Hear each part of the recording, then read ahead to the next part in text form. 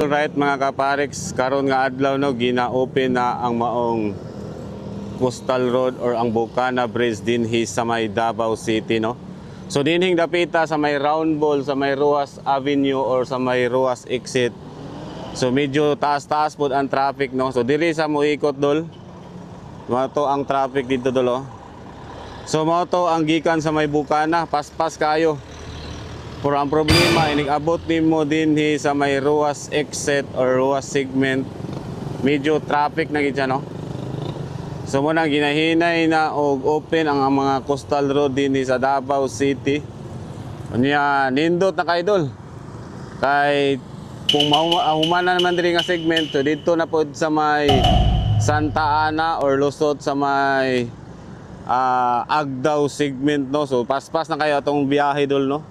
Labi na karon December na, daghang kayong mga katawhan or daghan kayong mga nagasuroy dinhi sa Davao City. Tungod kay dili basta-basta dol, basta Davao City na gani dol. Grabe. Nya take note mga dol ha, kini nga proyekto or kini nga project no, mao ni ang project ni dating Pangulong Rodrigo Duterte no nga Build program.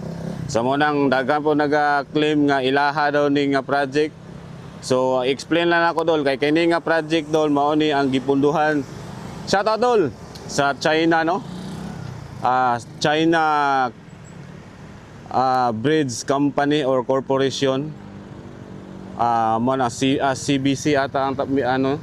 So mo ni nga project dol. So katong area dol mao to ang Bukana Bridge no, gani taas kay ang pila oh. Dili basta-basta ang pila.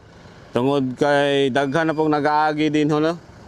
Tungod kay mao lagi to nindot na po kayo. Tungod kay nahumana ang maong Bukana Bridge no. So atong tuyokon diri dol, mag-update lang ta sa maong Bukana Bridge or sa maong Coastal Road dinhi sa Davao City. So medyo traffic siya dol, pero okay ra na, agwanta lang ta.